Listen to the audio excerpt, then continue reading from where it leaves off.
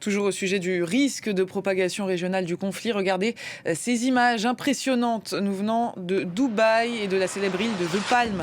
2 témoins ont indiqué à l'AFP avoir entendu une explosion et vu une colonne de fumée s'élever de l'île artificielle au moment où l'Iran riposte dans le Golfe aux frappes américaines et israéliennes. L'un des témoins a déclaré avoir vu une épaisse fumée noire s'élever d'un hôtel situé sur The Palm et entendu des ambulances se diriger vers les lieux. Et enfin, pour terminer ce tour d'horizon régional, l'armée jordanienne affirme avoir intercepté 13 missiles balistiques depuis ce matin. Alors que nous a rejoint sur ce plateau Saand Saber, avocat franco-iranien au barreau de Paris, inscrit sur la liste des conseils près de la Cour pénale internationale. Bonjour, merci d'être avec nous. D'abord, ma première question, est-ce que vous avez des gens sur place en Iran? Est-ce que vous avez de leurs nouvelles? Comment ça se passe sur place? Les Iraniens ont été quand même un petit peu surpris des attaques. Ils les attendaient, mais effectivement, rien. Enfin, les pressions qu'on avait ces dernières semaines indiquaient qu'on s'orientait vers cette intervention. Il y avait quand même ce message envoyé par les États-Unis, à savoir que Marco Rubio devait arriver à Jérusalem lundi. Donc on pensait qu'il y avait un nouveau round de négociations qui allait pouvoir être tenu. On sait que les Omanais sont revenus un tout petit peu dans le jeu diplomatique. Donc les Iraniens ont été un petit peu surpris. Les échos qu'on a sur place sont extrêmement, je dirais, euphorisants. Les Iraniens sont euphoriques. On a vu des images d'Iraniens danser dans les rues, applaudir, être très heureux. Évidemment, il y a l'inquiétude parce que les civils sont aussi là et il peut y avoir naturellement, enfin, il n'y a jamais de guerre propre et il y a toujours des civils qui en pâtissent. Mais pour beaucoup d'Iraniens, Trump a enfin respecté sa promesse. Il a tenu sa promesse. Il a lancé l'opération que les Iraniens attendaient et surtout après avoir appelé les Iraniens à manifester sans intervenir quelques jours après au mois de janvier. Donc enfin, Trump est allé jusqu'au bout. Il a tenu parole et maintenant, il faut voir quelle sera l'étendue de cette parole. Est-ce que c'est une intervention militaire qui a pour but d'affaiblir le régime et de négocier à nouveau un accord et d'avoir quelque part un statu quo, ou est-ce que c'est une intervention militaire qui vise à l'affaiblir et à permettre ensuite à la population de sortir à nouveau dans les rues et s'emparer du pouvoir? Vous vouliez réagir, Guillaume Ancel? Oui, au fait que les premières frappes ce matin ont visé des lieux de pouvoir. Donc on voit bien qu'il y a un affaiblissement de l'appareil militaire, mais il y a surtout une volonté de décapiter en fait le régime des mollahs. Et comme vous l'avez très bien dit, la question sera comment ça se terminera, c'est quoi l'issue? Parce que, encore une fois, les Américains et les Israéliens n'ont pas les moyens d'aller se battre eux-mêmes sur le front iranien. Et donc, tout va dépendre de la manière dont les Iraniens vont pouvoir réagir. Je rappelle quand même qu'il y a à peine plus d'un mois, il y a eu des dizaines de milliers de morts. Et par conséquent, il y a une partie de la population qui est tétanisée à l'idée de se retrouver face aux gardiens de la Révolution qui leur tirent dessus à l'arme de guerre. On le voit là sur ces images, c'est la résidence d'Ali Khamenei qui a été visée par des frappes. Est-ce que c'est ça qui fait la différence par rapport à juin dernier, Gauthier? C'est le fait que des lieux de pouvoir soient visés cette fois-ci? Je ne sais pas exactement, parce que pour déstabiliser le pouvoir des mollahs, il y a plusieurs moyens de le faire. Et notamment ce qu'avait tenté Trump, mais c'était pas suivi d'effet, quand il avait dit aux Iraniens « Tenez bon, on arrive ».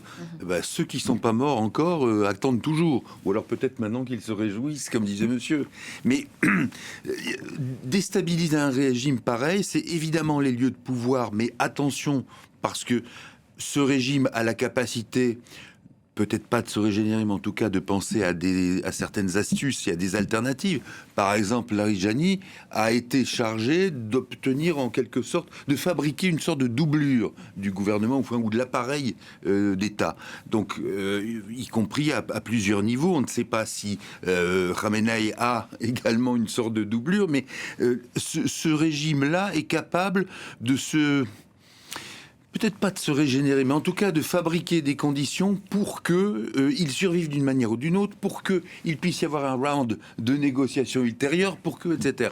Bon, ne serait-ce, je prends souvent cet exemple parce que ça a été assez étonnant la semaine dernière, la manière dont la délégation iranienne a essayé en fait de séduire ou de circonvenir la délégation américaine en disant, bon écoutez, l'accord de 2015 à Vienne, c'était vraiment pas bien pour nous, mais vous non plus, vous n'en aviez pas profité, vous vouliez de l'argent, il n'y en a pas eu, vous avez dû même le quitter, associons-nous.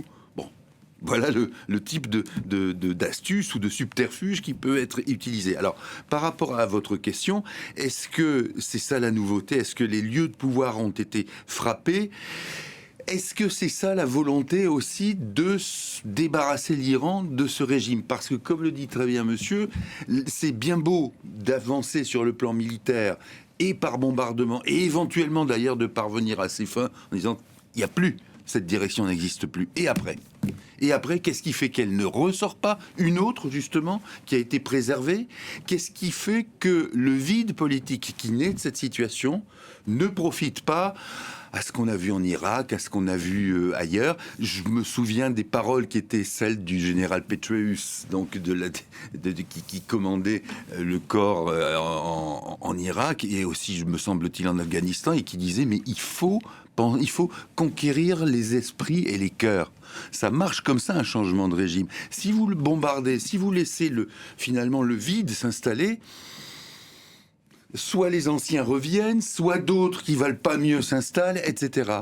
Et c'est là le fond de l'histoire, comme on disait tout à l'heure, il est profondément politique. Si vous vous contentez d'avoir une action qui est strictement militaire et qui ne va pas plus loin, et vous disiez à juste titre qu'il y a peu de chances pour que les Américains s'engagent au sol, encore moins les Israéliens, qu'est-ce qu'on fait ?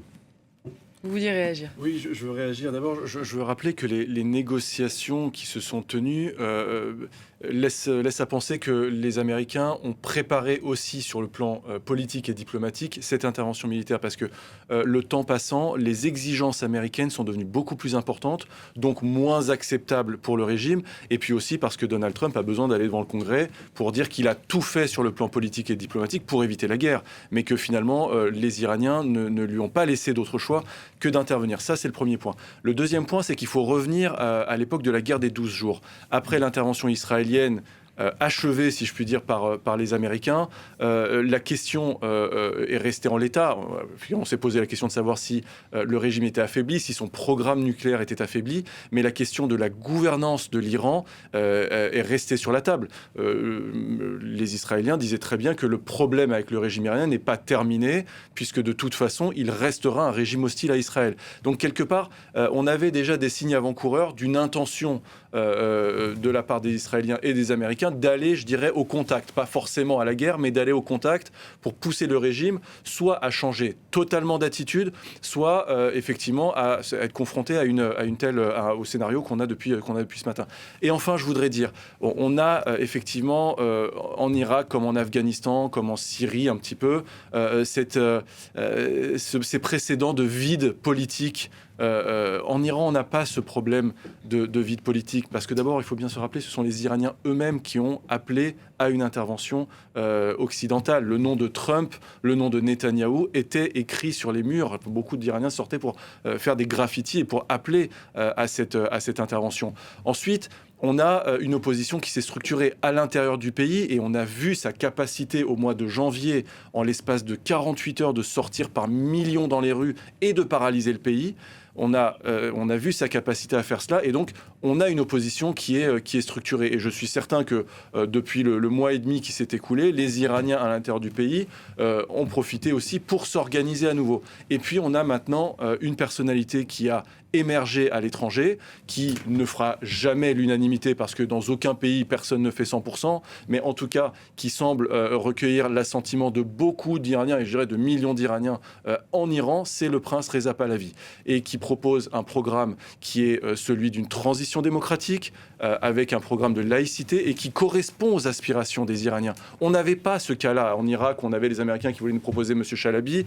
En Afghanistan, on avait l'ancien roi Zahir Shah, mais c'était les Iraniens à l'époque qui vous refusaient qu'il y ait un roi qui soit rétabli à leurs frontières, parce que ça pouvait peut-être leur rappeler de mauvais souvenirs. Et puis en Syrie, ce sont les islamistes à la suite d'un conflit qui était en fait une guerre civile. Donc oui, on est dans une situation très inédite en Iran. On ne connaît pas ce type de situation, mais je pense qu'il faut aussi un petit peu avoir confiance dans les Iraniens. Ça reste un très grand peuple, un peuple très éduqué, très formé, avec une maturité politique qui est maintenant complètement établie, et un peuple qui est prêt à la démocratie. Donc je pense qu'on a quand même un certain nombre de facteurs qui convergent converge vers l'idée qu'il n'y aura pas de vide politique après la chute du régime. Il faut au contraire que les Occidentaux, et on aimerait beaucoup, nous, en tant que Français d'origine iranienne, que la France y participe, il faut que les Occidentaux se mettent aussi autour de la table pour accompagner ce changement de régime.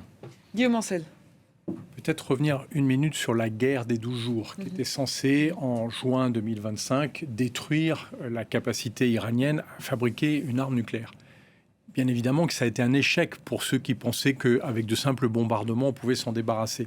La réalité, c'est que des bombardements abîment. Et c'est ce qui s'est passé. D'ailleurs, le système a été abîmé. Il n'a jamais été neutralisé. Ça pose toute la question, ou plutôt ça remet sur la table, d'une part, la question de la menace nucléaire, qui pour moi est réelle.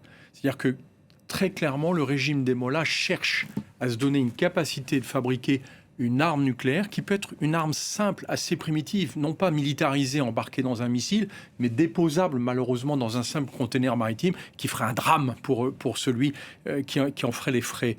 Et donc, on ne peut pas attendre de ces bombardements qu'ils fassent plus que lors de la guerre des 12 jours, même si ça dure plus longtemps. C'est-à-dire que des bombardements restent des bombardements, ça abîme, ça détruit, ça tue et ça blesse, mais ça ne répondra pas à la question politique. Sur la question politique, je suis quand même, un petit peu circonspect sur une chose.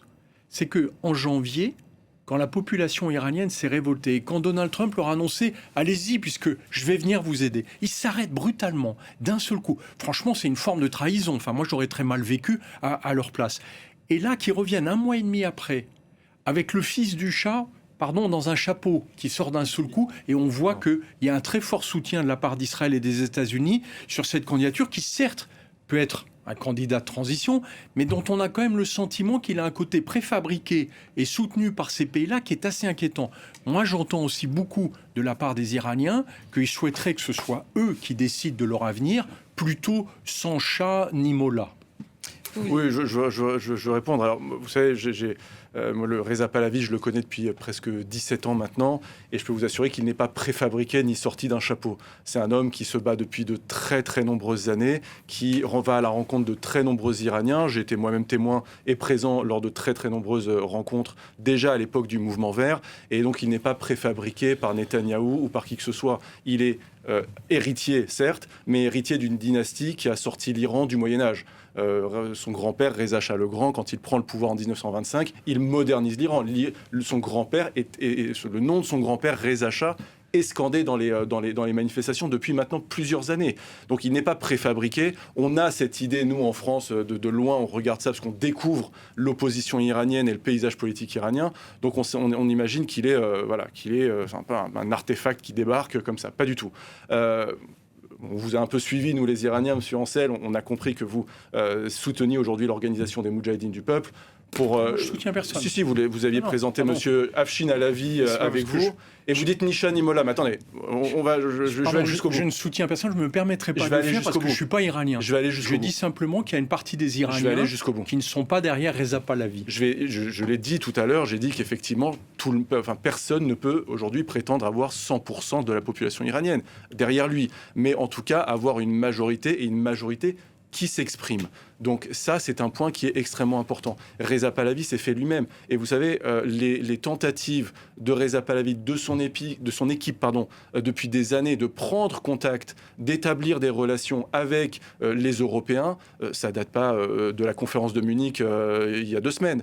C'est beaucoup plus ancien. Si les Européens, aujourd'hui, considèrent qu'il n'est pas la bonne personne, ça engage leur responsabilité. Mais ça ne fait pas de Reza Pahlavi l'homme de Trump et de Netanyahou. C'est aux Européens aussi de s'intéresser à lui et de considérer qu'à un moment donné, quand son nom est scandé par des millions d'Iraniens dans les rues et que, d'une manière générale, l'héritage des Pahlavi est extrêmement fort et qu'il représente à la fois cet héritage, mais aussi une solution de sortie et une solution de sortie démocratique de ce conflit, eh bien dans ce cas-là, c'est au moins une personne que l'on pourrait considérer. Et je pense que l'Europe aurait tout à gagner à le rencontrer, à nouer des liens avec lui, à discuter et à essayer de comprendre un peu comment il envisage, lui, l'avenir et qui est-ce qu'il y a autour de lui, naturellement. En tout cas, pour vous, il est le plus légitime. Gauthier Ribinski, vous vouliez réagir ?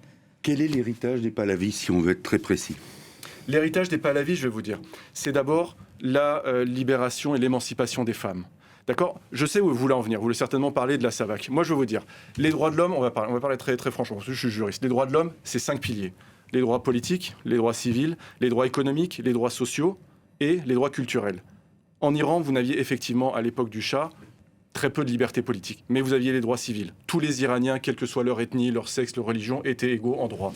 Vous aviez les droits économiques. Le pays se libéralisait, la manne pétrolière profitait à la population et le pays s'est énormément développé. Vous aviez le pilier social, beaucoup d'aides sociales, le Shah d'Iran avait créé une armée du savoir et une armée de l'hygiène. Vous voyez, les jeunes, au lieu d'aller faire leur service militaire, les armes à la main, ils allaient dans les campagnes pour apprendre aux paysans à lire, à écrire, leur apprenez le minimum de l'entretien et de l'hygiène. Et vous aviez les droits culturels. L'ensemble des particularités, l'ensemble des langues régionales, des cultures régionales faisaient l'objet d'une très très grande promotion. Alors oui, on peut dire la Savak, on peut dire c'est vrai, mais d'abord, dans les prisons de la Savak, il y avait l'ayatollah Khomeini, il y avait M. Rafsanjani, il y avait toute une série de personnes qui ont fait ce régime islamique.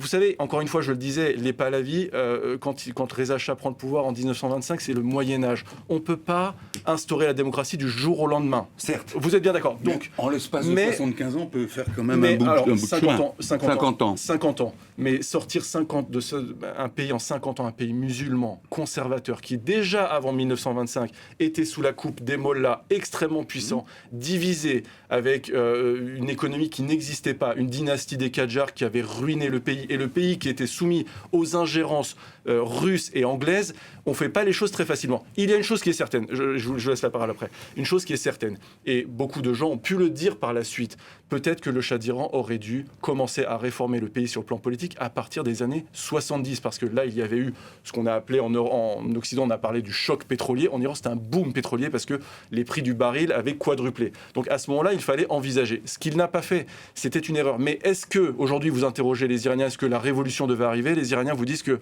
et particulièrement ceux qui sont en France, vous disent que la révolution de 79, ça aurait dû être mai 68, l'équivalent de mai 68 en France. C'est-à-dire un mouvement de jeunesse, un mouvement appelant à l'émancipation des différentes, je dirais, la libéralisation politique, appelant à tout cela pour permettre aussi aux Iraniens de participer davantage dans leur vie politique. Mais, et je termine là-dessus, Reza Pahlavi, il vit aujourd'hui à l'ère il vit au 21e siècle à l'ère de l'intelligence artificielle.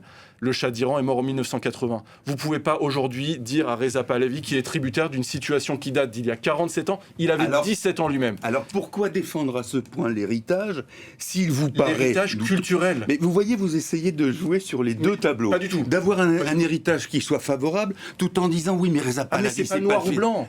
Non, c'est pas noir ou blanc. Ben voilà. Mais comment voulez-vous défendre par rapport à des Iraniens qui seraient dans la position, admettons, dans la position véritablement de procéder à une révolution en ce sens de chasser les mollahs? Comment peut-on leur vendre à la fois quelque chose qui soit de l'ordre de l'héritage Pahlavi et quand même la Savak, on est passé un peu rapidement dessus, c'est une police politique qui s'est... Est-ce que vous pourriez expliquer la Savak pour c'est une police politique qui, à l'époque du Shah d'Iran, qui a été impitoyable vis-à-vis de tous ceux qui avaient un petit germe d'une velléité de liberté démocratique aux politiques. Alors moi j'ai une question à vous poser. Oui. Et comment est-ce qu'aujourd'hui vous accueillez, sur le plan historique, le fait que Juan Carlos a hérité son pouvoir de Franco. Franco, c'était quand même un fasciste, c'était un dictateur. Juan Carlos a démocratisé l'Espagne. Qu'est-ce que fait Juan Carlos? Il dit aux militaires, vous rentrez dans vos casernes. Il y a un acte fondateur qui est celui de chasser les militaires au moment du coup Est-ce que Juan Carlos a démocratisé l'Espagne, oui ou non? Il en a permis la démocratisation. Il l'a mise en œuvre, la démocratisation. Il a stoppé une tentative de refondation du franquisme. Donc on pourrait rester sur l'Iran. Oui. Ben alors je ne vois pas en quoi votre poulain, pardonnez-moi,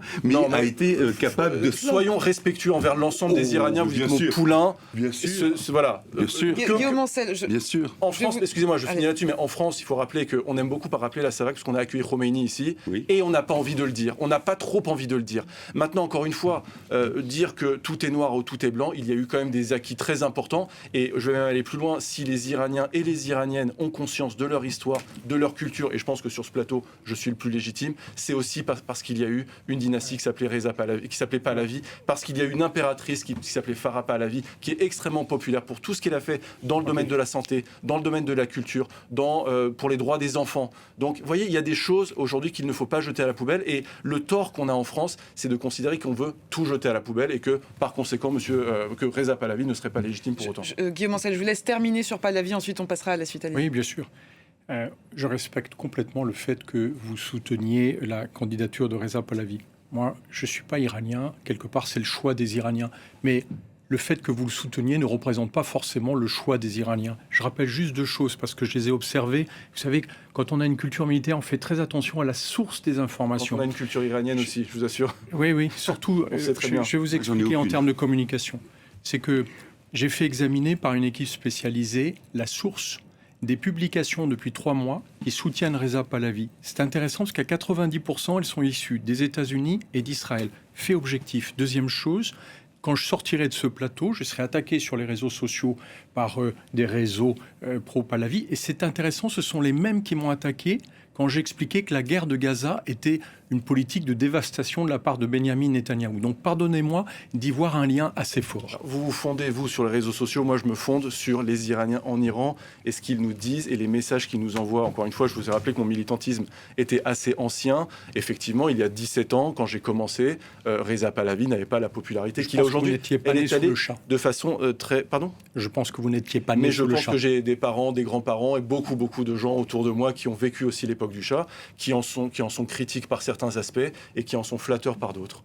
Et on va passer à la suite. Sachez qu'on l'a appris à l'instant. Il y a une nouvelle série de détonations qui ont été entendues aujourd'hui à Téhéran. Téhéran qui appelle le Conseil de sécurité de l'ONU à réagir immédiatement. Le Conseil de sécurité de l'ONU qui se réunit à 18h. Qu'est-ce qu'on doit en attendre, Gauthier ? Grand-chose. Non, c'est pas ça. Il faut pas dire ça parce que sinon vous êtes dans, vous savez, le Conseil de la paix de Donald Trump, où dit bon, finalement l'ONU balayons et puis bon. L'ONU ne fait pas énormément de choses, mais vous verrez malheureusement, que à Dieu ne plaise, mais que si jamais l'ONU disparaissait, il y aurait un vide justement qui serait difficile à combler. Je ne sais pas, pour être tout à fait franc, ce qui peut sortir de là. Encore une fois, la pensée que l'on doit, me semble-t-il, que l'on doit mener, c'est celle d'une pensée politique une fois qu'il y a, ou même pendant qu'il y a cette action militaire, c'est-à-dire quel est le pas d'après, quel est le coup, comme disent certains, d'après, et que donc il y a des légitimités, même si on peut les critiquer, mais qu'il y a des légitimités politiques, que tout ça doit pouvoir, si c'est le cas, doit pouvoir s'organiser et être discuté. C'est ça, c'est les conditions au fond. Pardonnez-moi encore une fois, je me répète, mais c'est les conditions d'un changement de régime. Et y compris parce que, sur la question nucléaire, vous ne sortez pas de la résolution nucléaire tant que le régime des Mollahs est en place, parce que le nucléaire lui sert, même comme dernière bouée de sauvetage, ça peut être un moyen pour ce régime de s'en sortir, de passer à travers les mailles. Et c'est là toute la fragilité de l'ONU, c'est qu'aujourd'hui, elle est totalement remise en cause par les États-Unis de Donald Trump et par Israël de Benyamin Netanyahou. Donc malheureusement, on ne peut rien attendre de la part de l'ONU parce que le droit de veto sera immédiatement opposé à la moindre discussion sur le sujet. C'est, à mon avis, tout à fait dommageable. Ce n'est pas le Conseil de la paix inventé par Donald Trump qui réglera ça. Par contre, pour ce qui est de l'opération en cours contre l'Iran, évidemment, la question essentielle, en fait, c'est le jour d'après. C'est qu'est-ce qui se passera à l'issue de cette opération militaire qui, en soi, est vaine. Je veux dire, c'est pas le fait d'avoir bombardé qui réellement apportera une solution aux Iraniens. Donc, il faut se concentrer sur jusqu'où sont prêts à aller les Américains et qu'est-ce qu'ils cherchent réellement à faire en Iran. Et là, j'ai un doute sur le sujet. Sahan Saber, est-ce que vos proches en Iran, ils se préparent au fait que cette guerre elle puisse durer plusieurs jours ?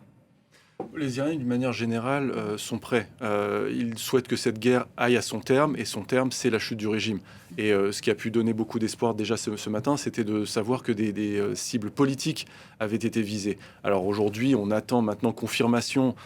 On parle de l'élimination de Khamenei lui-même. On dit que son fils Mojtaba, qui est très puissant, était également présent.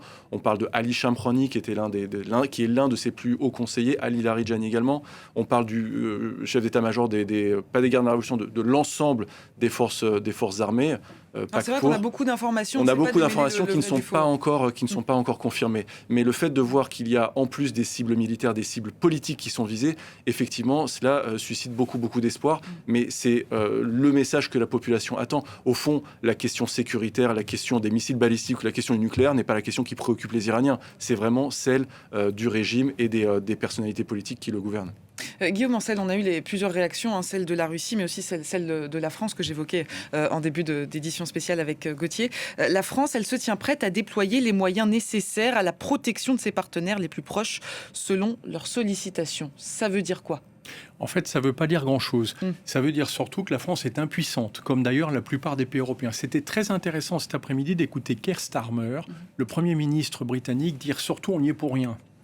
Ça veut dire quoi ? Ça veut dire que les pays européens ont très bien compris que les États-Unis jouaient un rôle seul avec Israël, mais qui est tellement proche de Donald Trump aujourd'hui qu'on peut se demander si c'est pas le 51e État des États-Unis de Donald Trump, et que les Européens ne sont pas du tout solidaires de cette manière de faire. Pourquoi ? Parce que, au fond, Trump est d'une ambiguïté totale. Avec ses négociations à Genève, il a conforté le régime des Mollahs, puis d'un seul coup, en une seule nuit, il décide de le virer, enfin d'essayer de le renverser. Mais rien ne nous dit que dans 8 jours, il ne passera pas à autre chose. Donc je pense que les Européens ont une vision beaucoup plus rationnelle, en tout cas respectueuse des droits, et de se dire, non, attendez, c'est aux Iraniens de décider. Bien sûr qu'il faut lutter contre le régime des Mollahs, mais on ne peut pas un jour le soutenir et puis l'autre jour vouloir prendre des sanctions contre lui. Donc on est frappé par l'incohérence de Donald Trump, et ça n'est d'ailleurs pas le seul endroit, parce que je rappelle que pendant qu'il y a les négociations sur l'Iran ou les discussions, il y a aussi les négociations sur la guerre en Ukraine, qui sont menées par les mêmes représentants des États-Unis, et dont on se dit, mais en fait, c'est quoi la priorité de Trump, et surtout, où est-ce qu'il veut aller avec ces discussions qui changent à 180 degrés pratiquement tous les jours ? Merci beaucoup Guillaume Ancel, merci à vous également Sahand Saber. Merci aussi Gauthier Rybinski. C'est la fin de ce journal, mais cette édition spéciale, elle continue, elle sera présentée par Nina Masson dans quelques minutes. Restez avec nous sur France 24.